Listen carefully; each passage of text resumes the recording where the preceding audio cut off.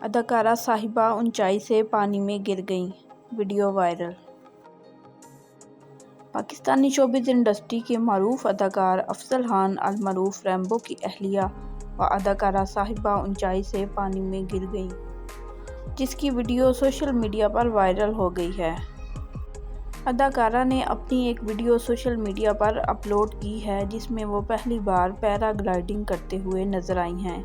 انہوں نے پیرا گلائیڈنگ کے تجربے کو مداحوں کے ساتھ شیئر کیا، لیکن پہلی بار پیرا گلائیڈنگ کا تجربہ کامیاب نہ ہوا۔